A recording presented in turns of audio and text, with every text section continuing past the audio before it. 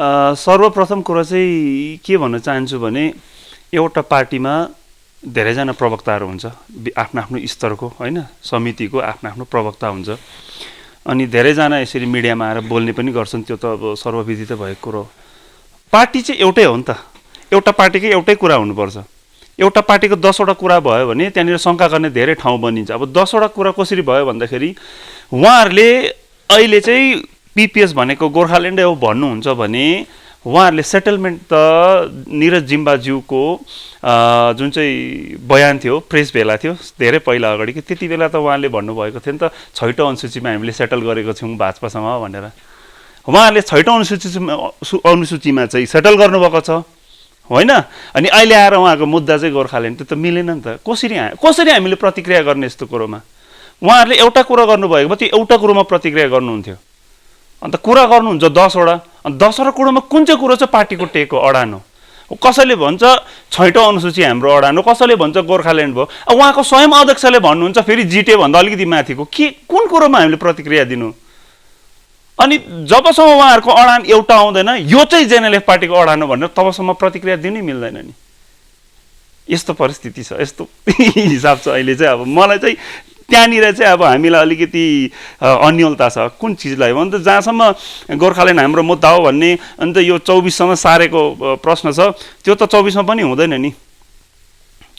उहाँ भाजपा बोलेको होइन नि, भाजपाले त भन्दैछ नि हुँदैन भनेर। भाजपाले त भर्खर नै थाहा पाए अनुसार एउटा हिन्दू भन्ने न्युज पेपर छ, त्यो हिन्दू न्युज पेपरमा त्रिपक्षीय वार्ता, जब अन्तिम त्रिपक्षीय वार्ता भयो, त्यो त्रिपक्षीय वार्ताको लगत्तै सकेपछि लगत्तै दिएको एउटा अन्तर्वार्तामा सांसद राजु विष्टज्यू आफैले गोर्खाल्यान्डको सम्बन्धमा होइन तर यहाँ जुन समस्या छ, गोर्खाको समस्या छ, तराई डुवर्स अनि यो भूभाग लिएर दार्जिलिङ कालिम्पोङको भूभाग लिएर त्यो समस्याहरूमाथि केन्द्रित हुनेछ समाधान भनेर भन्नुभएको छ। अरू के खोजी बस्नु? अब हुँदैन भन्ने कुरो बुझ्नेले सबैले बुझिसके। अब त्यो कोट्टाइरहेर फाइदा छैन। उहाँले के भन्छ, एकजना व्यक्तिले डिस्ट्रिक्ट लेभलको कमिटीको को मान्छेले चाहिँ के गोर्खाल्यान्ड भन्छ, निरज जिम्बाज्यूले 6 सिड्युलमा सेटल गरे भन्छ, फेरि अर्को पालि अर्कै कुरा गर्छ। अस्ति 2021मा सम्म हुन्छ भन्दै थियो, त्यहाँदेखि चुनाव पछाडि त्यहाँदेखि अहिले 24। अब कुन कुरोमा हामीले विश्वास गर्ने? त्यो विश्वसनीयता हराइसकेको पार्टीमाथि टिप्पणी गर्दा गर्दा आफ्नो पनि क्रेडिबिलिटी हराउँछ कि भन्ने डर हामीलाई चाहिँ छ। भाजपाले दिँदैन भन्ने प्रमाण गरिसक्यौँ नि हामीले। अब भोटर्सको हातमा छ, अब आउने भोटमा उसले के गर्छ भन्ने कुरो प्रमाण गराउने काम हाम्रो हो। झुटो कुरोलाई एक्सपोज गर्ने काम हाम्रो हामीले गरिदिइसकेको छौँ। अब पुरापुरी निर्णय भाजपालाई पहाडबाट उखालेर फ्याँक्ने, यो झुटको राजनीति गर्ने राजनीतिक दललाई यहाँ टिक्नु नदिने अन्तिम पहल गर्नुपर्ने भनेको जनताले हो, जनता जनार्दनले हो। अनि साँचो कुरो हामीले अगाडि राखिदिइसकेको छौँ। यति हाम्रो उत्तरदायित्व हामी गरिसकेको छौँ। हुँदैन भन्ने कुरो थाहा भइसकेको छ। यो विन्टर सेसनमा बिलको विषयमा अब आउने यो विन्टर सेसन त चल्दैछ लगभग। अब अहिले आजदेखि हुन्छ होला, 29 तारिकको आज होइन, 30-31 हुँदै डिसेम्बरसम्म हुन्छ। अनि यति बेला हाम्रो सांसद राजु विष्टजीले कमसेकम बिलै नल्याए पनि क्वेसनहरूमा कुन क्वेसन उठाउनु पर्ने भन्ने कुरो त सुनिश्चित गरिसकेको हुनुपर्ने नि। त्यो लिस्टमा पनि छैन, हाम्रो डिस्कस हुँदैन हाम्रो गोर्खाको मुद्दा यसपालिको शीतकालीन सत्रमा। त्रिपक्षीय वार्ताको हामीले दबाब दिन छोड्यौँ। अब हुँदैन भन्ने कुरा हामीलाई थाहा भयो होइन, दबाब दिने अब अर्कै स्तर हामीले सोच्दैछौँ, योजना बनाउँदैछौँ। यो स्तरको दबाबले भएन, लाज नलाग्दो रहेछ यिनीहरूलाई भनेर घुमिरहेछ, फुटबल खेलिरहेछ सांसद, हाम्रो प्रतिनिधि, जनप्रतिनिधि। हामीलाई खाँचो छ, जाति सङ्कटमा छ, क्षेत्र सङ्कटमा छ, अनि हाम्रो जनप्रतिनिधि चाहिँ गएर फुटबल खेलि हिँड्दैछ। योभन्दा ठुलो दुर्भाग्य के हुनसक्छ भन्नुहोस् त? 2-4 जना मान्छेहरूलाई सुविधा पद अहदा दिएर उसले किनेर राखेको छ यहाँ, अनि उनीहरूलाई जति सक्दो यहाँको साँचो आवाजलाई दबाउनु लगाउँछ, ऊ चाहिँ फुटबल खेलिन्छ। अखिल भारतीय गोर्खा लिगको निम्ति यो राज्यको अलग पिपिएस, केन्द्रको अलग पिपिएस छैन। केन्द्रले राज्यले जिम्मा लगाइसकेको छ पिपिएस। कसरी भन्ने प्रश्न उठ्दाखेरि यसको स्पष्टीकरण कसरी आउँछ भने विगतको घटनाहरूले हेर्नुहोस्। केन्द्रले बोलाएको त्रिपक्षीय वार्तामा केन्द्रले स्पष्ट भनिसकेको छ राज्यको कन्सर्न बिना पिपिएस हुँदैन। राज्य इन्भल्भ भएपछि त्यो त राज्यको पिपिएस हुन्छ नि। राज्य इन्भल्भ हुनु भनेको राज्यभित्रको व्यवस्था हुनु हो नि त। अलग राज्य बनाउनु त सोध्नु परेन नि राज्यलाई, त्यो त तपाईँको केन्द्र सरकारको अधिकार क्षेत्रभित्र पर्ने कुरा हो नि होइन। त्यो त युनियन लिस्टमा पर्ने कुरा हो अलग राज्य बनाउने कुरा भनेको त। अब राज्यलाई सोधेर दिन्छु भन्दैछ, सोधेर दिन्छु भनेपछि त राज्यभित्रको पिपिएस आयो। अब राज्यभित्रको पिपिएस त राज्यले पनि दिन्छु भन्दैछ नि, अन्त राज्यकै हातमा आयो पिपिएस। अब जुन दिन होम मिनिस्ट्रीले राज्यको कन्सर्न बिना दिदिन भन्यो, भनिसकेपछि यताबाट आएर एडमिनिस्ट्रेटिभ बैठकमा माननीय मुख्यमन्त्रीज्यूले भन्नुभयो स्पष्ट रूपमा, लु पिपिएस बनाऊ भनेर। पिपिएस त लास्टमा उछिटेर आएर त राज्यका हातमा, राज्यले जसको घाँटीमा पक्रेको छ त्यो पार्टीहरूका हातमा पो पिपिएस आइपुग्यो, उनीहरूले बनाउनु पर्ने भयो। उनीहरूमा अब अहिले फिटी परे जस्तो लाग्दैछ, के बनाऊ भइरहेछ। न पिपिएस सम्बन्धमा एउटा सर्वदलीय बैठक बोलाउन सकिरहेको छ, किनभने पिपिएस जिम्मा पो माननीय मुख्यमन्त्रीले एउटा दुईटा दललाई दियो होला त, तर त्यो पिपिएस बनाउनु पर्ने त सबैको लागि हो नि त। अनि सर्वदलीय बैठक बनाऊ, चर्चा गर, त्यसको धरि पहल भएको छैन। त पिपिएस बनाउनुमा हाम्रो मान्छे पछाडि छ। जुन दिन फेरि एकपल्ट माननीय मुख्यमन्त्रीज्यूले आएर खै पिपिएस भनेर सोच्छ, त्यति बेला पनि जिरै हुन्छ। त्यो पहल भएको छैन भन्ने कुरो थाहा छ। बाहिर सार्वजनिक रूपले भएको छैन। सार्वजनिक रूपले पहल नहुनु भनेको चाहिँ पारदर्शिता छैन त्यसमा। बनाउँदै होला भित्रभित्र, त्यो भित्रभित्र पिपिएस कसले मान्छ? तपाईँ हामी त मान्ने कुरा आएन, हामी त मान्दैनौँ। सुटुक्कै बनाएको पिपिएस कसले मान्छ? त्यो भित्र के छ हेर्नु पर्यो नि त। सार्वजनिक भएको छैन, न समिति सार्वजनिक, न पिपिएस सार्वजनिक रूपले तयार हुँदैछ। अनि अब यो पिपिएस त मलाई लाग्छ हाम्रो मुद्दालाई अलिकति धमिल्याउनु लागि, मुद्दालाई अलिकति बाटोदेखि भड्काउनुको लागि निकालेको शब्द जस्तो लाग्दैछ, त्यति मात्र जस्तो लाग्दैछ। अनि हामीले बुझेको पिपिएस त बारम्बार भन्दैछ हाम्रो स्थायी राजनीतिक समाधान भनेको चाहिँ अलग राज्य गोर्खाल्यान्ड मात्रै हो। स्पष्ट भनिसकेको छौँ हामीले। हाम्रो समस्याको समाधान चाहिँ स्थायी हुनसक्छ। हाम्रो चिनारीको सङ्कट होइन, राष्ट्रिय चिनारीको सङ्कट, हामीलाई लाग्ने विदेशीको लान्छनाको चाहिँ पर्मनेन्ट सल्युसन हुन्छ। गोर्खाल्यान्ड भयो भने, हाम्रो राज्य भयो नि त त्यो त पर्मनेन्ट। अरू जहाँसम्म बरु विकासको मुद्दा छ, त्यो छ, अरू राजनीतिक मुद्दाहरू छ, त्यो मुद्दाहरूको सङ्कट नहोला, त्यो एकैतालमा पर्मनेन्ट सल्युसन नहोला। तर हामीले त गोर्खाल्यान्ड पाइसकेपछि तपाईँले चिनारीको सङ्कट हुँदैन नि, तपाईँ त गोर्खाल्यान्डबाट आएको, कसैले शङ्का गर्दैन नेपालबाट आएछ भनेर, म गोर्खाल्यान्डको हो भन्छ। त्यो समस्या चाहिँ समाधान हुन्छ, त्यो समस्याको चाहिँ स्थायी समाधान हुनसक्छ। अब राज्यका हातमा जिम्मा लगाइसकेपछि राज्यले यहाँको स्थानीय नेताहरूलाई जिम्मा दिइसकेपछि कस्तो हुनसक्छ? राज्यभित्रकै व्यवस्था कुनै हुनसक्छ? म त लाग्दैछ अब त्यो पनि होइन जस्तो लाग्दैछ। पिपिएस भनेको जिटिए नै जस्तो लाग्दैछ अहिले अन्तिममा आएर। यदि हुनु हो भने त के चाहिँ समस्या छ? केन्द्र सरकारलाई अहिले कुनै पनि व्यवस्था यहाँको क्षेत्रको संवेदनशीलतालाई हेर्दै होइन, यहाँको क्षेत्रको युवाहरूलाई मजबुत बनाउनको निम्ति, जसले चाहिँ देशको निम्ति लडाइँ गर्नु सकोस्, राष्ट्रहितमा काम गर्नु सकोस्, यस्तो संवेदनशील क्षेत्रको युवाहरूलाई राष्ट्र निर्माणमा तयार पार्नुको लागि केन्द्र सरकारले यहाँ कुनै चिज दिनै चाहन्छ भने, संवैधानिक चाहे अलग राज्य होस् चाहे त्यो केन्द्रशासित प्रदेश हो, केही पनि दिन चाहन्छ भने के बाधा छ त? उसँग राज्यसभा कि लोकसभा दुवै सभाहरूमा उसको एकदमै के भन्छ मेजोरिटी छ, बहुमत छ, के चाहियो अरू? उसलाई चाहियो राजनीतिक इच्छा शक्ति, उसलाई चाहियो मन, म दिन्छु भन्ने उसले एउटा आत्मनिर्णय लिनु पर्यो। भाजपा सरकारले खै त लिएको, फेरि राज्यलाई सोध्छु भन्दैछ। कतिवटा चुनावी चलखेलहरू पनि छ 24मा, अब चाहियो होला नि त, टिएमसीको सहयोग चाहियो होला नि त 24मा उसलाई। उसको पल्ला भाडी जुन चाहिँ थियो 19मा त्यो त घट्दैछ नि त। अब यो युपीको चुनाव आउँदैछ, युपीको चुनावमा उसको सिट जुन चाहिँ सेयरिङ हुन्छ, भोट सेयर हुन्छ, त्यसले पनि निर्णय गर्छ उसको जुन चाहिँ दृष्टिकोण छ हाम्रो दार्जिलिङप्रति, हाम्रो मागप्रति, त्यसले पनि धेरै चिजहरू मतलब के गर बुझाउँछ, अलिकति स्पष्ट अगाडि ल्याउँछ जस्तो लाग्दैछ। भाजपा कमजोर हुँदै जानु भनेको चाहिँ अब त्यो केही नसोच्दा हुन्छ। यस्तो बलियो हुँदैछ उसले दिनु सक्दैन भनेपछि त कमजोर भएपछि त कहाँ दिन्छ, दिँदैन नि। अनि अहिलेको स्थितिमा पिपिएस भनेको चाहिँ अब लगभग केही पनि होइन भन्ने बुझ्नुपर्छ हामीले। यो व्यवस्था जिटिए छ होइन, जिटिएमा घोटाला भएको कुरा उठाइरहेको छ। अनि जिटिएमा घोटाला हुन्छ भने जाँच गरौँ न त। हामीले जाँच नगरौँ कसले भनेको छ? तपाईँले भनेको छैन, मैले भनेको छुइनँ। खालि के अरे मिडियाको अगाडि आएर घोटाला भएको छ भनेर मात्रै भएन नि। सिएजी त के अरे केन्द्र सरकारको अधीनमा आउँछ नि, सिएजी पठाउ न त होइन। यहाँको मुख्यमन्त्रीसँग राम्रो लियाजो गरेर सिएजी पठाऊ, 10 साल 20 साल कतिको अडिट गराउन चाहन्छ यहाँको स्थानीय प्रशासनको, गराउनु नि त। हामी त चाहन्छौँ नि जाँच होस् भनेर, खै त जाँच भएको?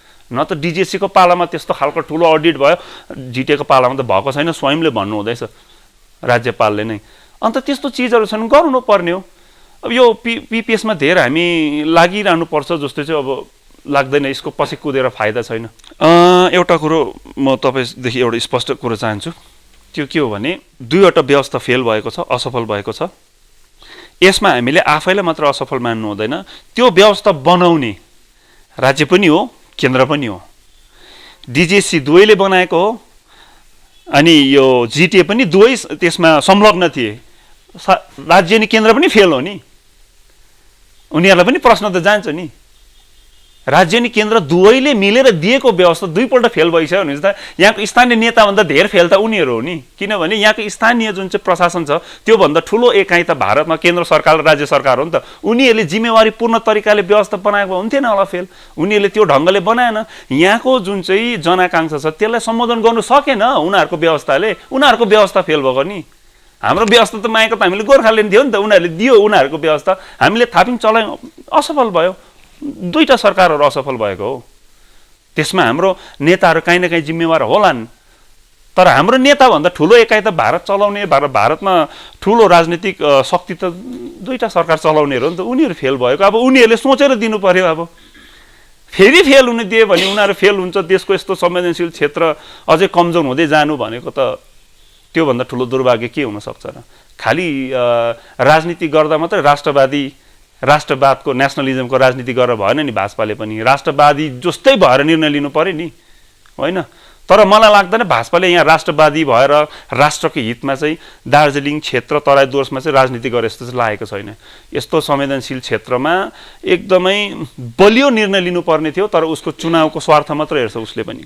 त्यो चाहिँ यस्तो पहिलो त्यो जुन चाहिँ विगतमा जुन चाहिँ एउटा उदाहरण बसेको छ, एउटा अवधारणा स्थापित भएको छ, त्यसले हो भने चाहिँ बाधै हो। तर यसो सोच्नुहोस्, तपाईँले हामीले सोचौँ गोर्खाल्यान्डको आन्दोलन भइसकेपछि 88 मा सम्झौता भयो, होइन? सम्झौता भयो, अनि सम्झौता भएपछि त्यो सम्झौता सँगसँगै व्यवस्थामा बस्नुपर्ने बाध्यता जेएनएलएफलाई थियो नि त, क्रामाक्पालाई थिएन, अन्य पार्टीहरूलाई थिएन।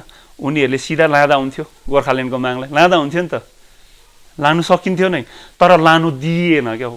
सत्तामा बसिसकेपछि गोर्खाल्यान्ड पनि हुनु हुँदैन भन्ने खालको विचारधारा एकपल्ट सत्ता थापिसकेपछि, एकपल्ट व्यवस्था थापेपछि चाहिँ त्यो चाहिँ फुल स्टप हो, अब गोर्खाल्यान्डको आवाज उठाउनु हुँदैन भन्ने अवधारणा स्थापित गरिएको छ नि त, राजनीतिक अवधारणा। नभए त किन एकजना पार्टीले पो थापेको त सत्ता, त अरू पार्टीले सत्ता थापेको होइन नि, व्यवस्था थापेको होइन नि। अरू पार्टीले सिधा लाँदा हुन्थ्यो नि, त्यही मागलाई अगाडि बढाउँदा हुन्थ्यो नि त। तर के गरिन्छ, त्यो मान्छेलाई व्यवस्था दिइसकेपछि ऊ सरकारी मान्छे हुन्छ, सरकारले राखेको मान्छे हुन्छ, अनि सरकारले राखेको मान्छेले चाहिँ अन्य राजनीतिक शक्तिहरूलाई फस्टाउनु दिँदैन, किनभने उसलाई माथिबाट अर्डरै त्यस्तो हुन्छ। व्यवस्था तिमीले थापेको तिमीले चलाऊ, अब आन्दोलन हुनु भएन, यो गोर्खाल्यान्डको अगाडि बढ्नु भएन, यही त हुन्छ।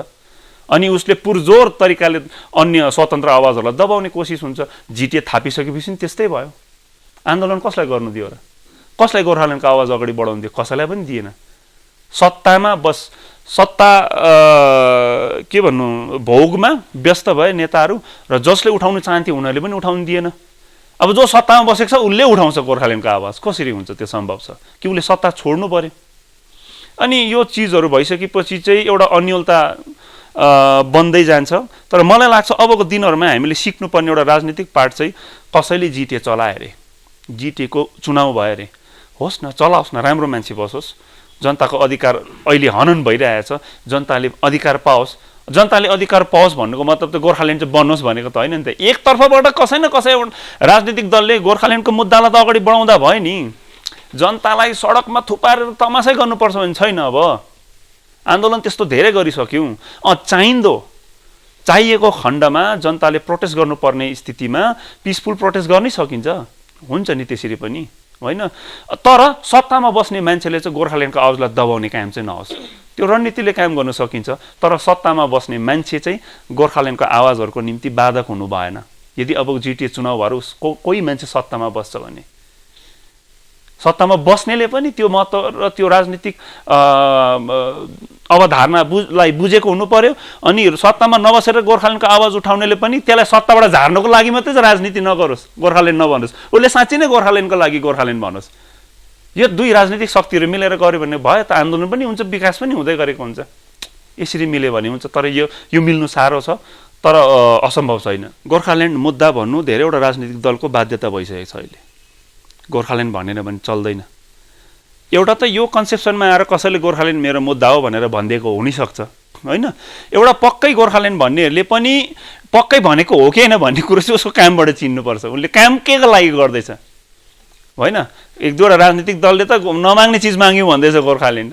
अब के धारणा, के सोचले, के बुझेर भनेको थाहा छैन उसलाई पनि। 29वटा राज्य बनेर 28 भइसक्यो घटेर, यो गोर्खाल्यान्ड चाहिँ नमाग्ने माग्यौँ भन्दैछ। त्यसको बेसिस चाहिँ के हो, त्यो भन्नुको पछाडिको कारणहरू के हो होइन। हुन त त्यति बेला अब पत्रकार साथीले सोध्नै सक्थ्यो, तर त्यो चिजहरूलाई अगाडि ल्याइएन। त्यो प्रश्न सोध्नु जरुरी छ। कसै व्यक्तिले, हाम्रै क्षेत्रकोले, गोर्खा सम्प्रदाय होस् चाहे अन्य सम्प्रदायका मान्छेहरूले चाहिँ गोर्खाल्यान्ड हुँदैन भन्छ भने आधार बताउनु पर्यो नि। र गोर्खाल्यान्ड हुन्छ, गोर्खाल्यान्ड मेरो मुद्दा हो भन्नेले गोर्खाल्यान्ड हुने आधारहरू पनि बताउनु पर्यो। हाम्रो पहाडमा, तराई डुवर्समा यदि कुनै राजनीतिक दल छ, धेरैवटा राजनीतिक दल छ, धेरैले गोर्खाल्यान्ड मुद्दा भन्छ, तर दुईटा चिज छ। एउटा राजनीतिक दलमा राजनीतिक स्वार्थ र राजनीतिक मुद्दा, यो अलग अलग चिज भएर गएको छ। कसै नेताको स्वार्थ हुन्छ सत्तामा बस्नु, पैसा भोग्नु, उसले मुद्दा चाहिँ गोर्खाल्यान्ड भन्छ होइन। उसको स्वार्थ र उसको मुद्दा मिलेन, उसको कथनी र के भन्छ कर्ममा केही मिलेन, करनी र कथनीमा केही मिल्दैन। त्यो प्रायै जसो नेताहरू यही लाइनको नेताहरू छ। अनि त्यसै कारणले गर्दा अब यो एउटा मञ्चमा आउनु भन्ने कुरो चाहिँ कसरी मिल्दैन भने नि, सबैको करनी र कथनी एउटै भए चाहिँ मञ्चमा आउँथ्यो। किनभने गोर्खाल्यान्ड एक्लो नेताले, एउटै मात्र पार्टीले सम्भव छैन भन्ने कुरो 90% जनसमर्थन लिएर अगाडि बढेको विमल गुरुङ ठुलो उदाहरण हो। एक्लो नेताले मोनोपोली गर्न थालेपछि उसलाई एक्लै नेतालाई मोनोपोली गर्नु फेरि माथिकोहरूलाई पनि सजिलो नि त। यो त उदाहरण छ, स्थापित उदाहरण हो यो।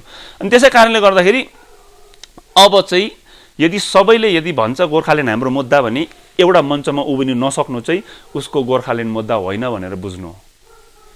अनि उसको स्वार्थ अर्कै छ, मुखमा चाहिँ गोर्खाल्यान्ड भनेको मात्रै भनेर बुझ्दा हुन्छ। उसले गरेको काम तपाईँहरूले यदि कसै व्यक्तिले र शीर्ष नेताले कुनै पनि पार्टीको मेरो गोर्खाल्यान्ड मुद्दा हो भन्छ भने रणनीति के हो सोधिहाल्नुपर्छ तपाईँले। बेसिक रणनीति सपोज गोर्खा लिगले भन्छ, अहिले गोर्खा लिगले भन्छ, गोर्खा लिगले संविधान सभामा पनि खडा भएर भनेको हो त्यति बेला हरिबहादुर गुरुङले पनि, यो क्षेत्र एउटा संवेदनशील क्षेत्र हो, यो क्षेत्रको संवेदनशीलतालाई बुझेर चाहिँ केन्द्र सरकारले यहाँको राजनीतिक निर्णय लिनुपर्छ भनेर भनेको। अहिले पनि गोर्खा लिगले त्यही भन्दैछ। यही वरिपरि घुमेर बसेको क्षेत्रको संवेदनशीलता, जुन संवेदनशीलता चाहिँ राष्ट्रको अखण्डता सुरक्षासँग सम्बन्धित छ, यही वरिपरि गोर्खा लिगको अलग राज्यको रणनीति घुम्छ। यति चाहिँ भनिदिनु सक्छु। आधारहरू योहरू होइन। गोर्खाल्यान्ड पाएपछि त हाम्रो चिनारीको सङ्कट पनि समाधान, विकास पनि समाधान, सबै समाधान हुन्छ। तर माग्ने आधार चाहिँ बलियो हुनु पर्यो। माग्ने आधार चाहिँ हामीले केन्द्र सरकारमा गएर बोल्दाखेरि केन्द्र सरकारले सुन्नु पर्ने मुद्दाहरू हुनु पर्यो, आधारहरू हुनु पर्यो। हाम्रो चिनारीको सङ्कट भन्दा केन्द्र सरकारलाई के को मतलब होइन। यहाँ 12-13 लाख मान्छेले उफ्रेर चिनारीको सङ्कट के को मतलब। त्यस्तो माइक्रो कम्युनिटी त धेरै छ नि त। तर उसलाई पनि सुनुङ लाग्ने, उसलाई पनि डर लाग्ने मुद्दाहरू, आधारहरू बतायो भने उसले सुन्छ नि त। त्यो उसको पक्षबाट पनि हेरिदिनु पर्यो नि हामीले। हाम्रै पक्षबाट मात्रै पेलेर भएन।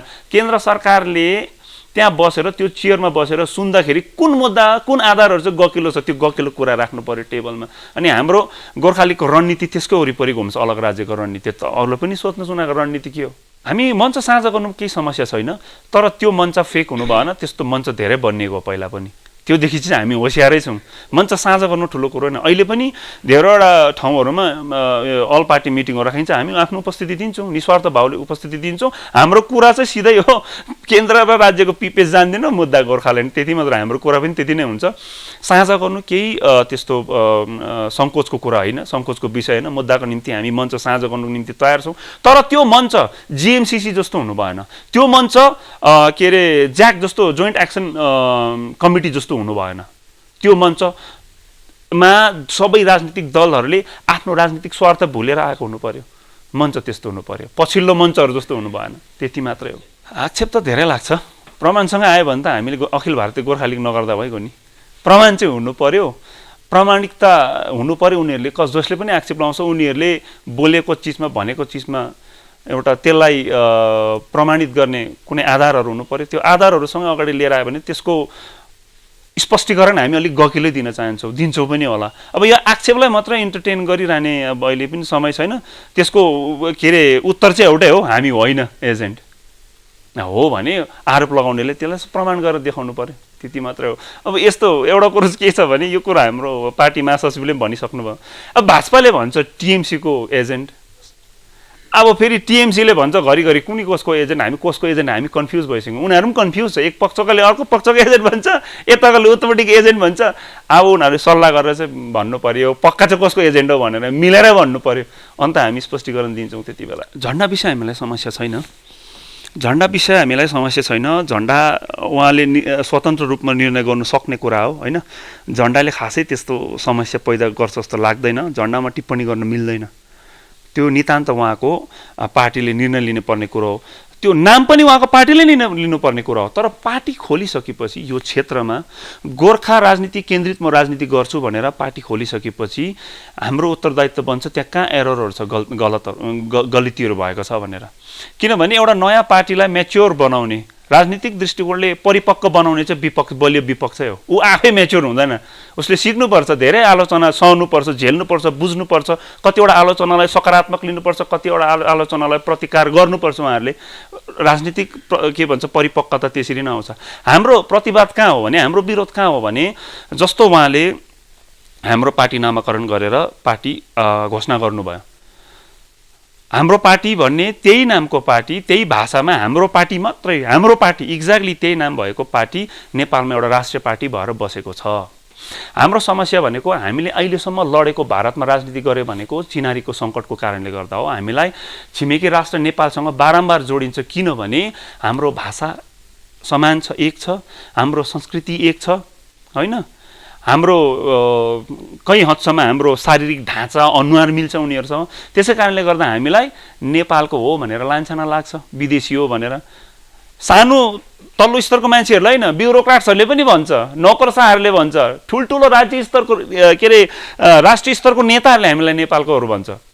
तन्वीदासको इक्जाम्पल हेर्नुहोस् तपाईँले होइन कैलाश विजयवर्गीयको हेर्नुहोस् नेपालको 11 जनजाति किन भन्छ त्यसरी हामीले किन नेपालको सोच्छ उनीहरूले यो कुराहरू छ त्यसै त परिचयको सङ्कट होइन हामी भारतीय हो भनेर त्यो परिचयको सङ्कटलाई समाधान गर्नुको निम्ति हामीले अलग राज्यमा आएको हो गोर्खाल्यान्डकै नाममा मागेको हामीले किन त्यही नाम भन्दैछ त्यही हो होइन अन्त त्यो भाषा संस्कृति र शारीरिक ढाँचा मिल्दा हामीलाई यस्तो समस्या छ भनेदेखि बारम्बार नेपाल जा नेपालको हो भन्छ भनेदेखि आजको दिनमा नेपालको राष्ट्रिय पार्टीसँग यहाँको पार्टीको नाम मिल्दा के त्यो सङ्ख्या अझै बढेर जाँदैन होला के त्यो हतियारलाई कुनै पनि राजनीतिक शक्तिले जसले चाहन्छ हामीलाई नेपालको भन्नु उनीहरूलाई मज्जाउँछ उनीहरूले त्यो कुरो प्रयोग गर्दैन होला पछि गएर गर्छ नि हामीलाई डर त्यति मात्र हो नि हामीले राखेको भनेको प्रतिकार प्रतिवाद विरोध भनेको भन्दा पनि धेरै चाहिँ म त्यसलाई सुझावको रूपमा लिन चाहन्छु हामीले सुझाव दिएका हौँ यो पार्टीको नाममा गडबडी छ हाम्रो पार्टी त सिक्किममा पनि छैन तर हाम्रो सिक्किम पार्टी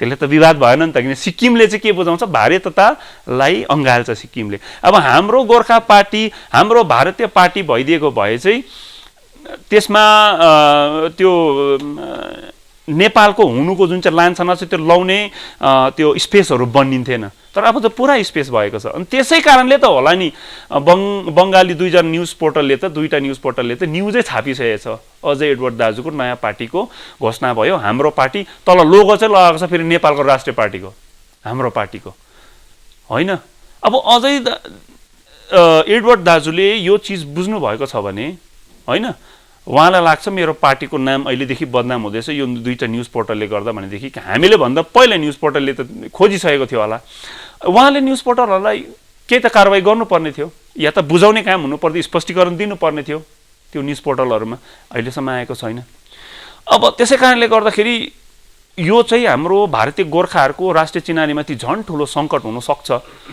यो एउटा राजनीतिक जो भर्खर जन्मेको राजनीतिक पार्टी छ उसलाई त केही अधिकार पनि त छैन उसले त लडाइँ सुरु गरेको सङ्घर्ष सुरु नै गरेको छैन जातिको पक्षमा भनेदेखि जातिको राष्ट्रिय चिनारीको सङ्कटलाई अझ बढाउने त अधिकार छैन नि त उहाँसँग होइन त्यसै कारणले त भनेको त त्यसै कारणले हामीले एउटा करेक्टिभ क्रिटिसिजम गरेको हो एउटा कन्स्ट्रक्टिभ क्रिटिसिजम गरेको अब लिँदाखेरि लिनेले कसरी लिन्छ त्यो लिने माथि भर पर्ने कुरा हो दुईटा बङ्गाली न्युज पोर्टलहरूको न्युजले नै भनिदिइहाल्यो नि त्यो कल पानी कहाँबाट आयो कि अजय दाजुले त्यो न्युज पोर्टललाई करेक्सन गर्नु सक्नु पर्यो आज दुईटा न्युज पोर्टल भोलि हिन्दुस्तान टाइमले छाप्ला पर्सि ठुलो नेताले भन्नु अजय दाजुले कोलाई चाहिँ सम्झाइन्छ त्यति बेला त्यो मान्छेलाई सम्झाउनु जाने कि पार्टीको नाम यस्तो यस्तो भनेर कि आफ्नो काम गर्ने पार्टीको काम गर्ने के गर्ने उहाँको पनि समय बर्बाद हुन्छ उहाँको पनि के अरे रिसोर्सेस सक्छ होइन त्योभन्दा बेस त पार्टी त रेजिस्टर्ड भएको छैन घोषणा गर्नु त रेजिस्टर्ड हुनु त धेरै प्रोसिजर छ नि, त्यसको प्रणाली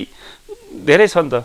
अन्त अहिले भएको छैन भने केही पनि हुँदैन। इगोमा नलिएर त्यो चिजलाई चाहिँ आफ्नो के भन्ने एउटा बौद्धिकतामा लिएर चाहिँ उहाँले अझै राम्रो निर्णय लिनुहुन्छ भन्ने आशा छ। लिनुभएको राम्रो।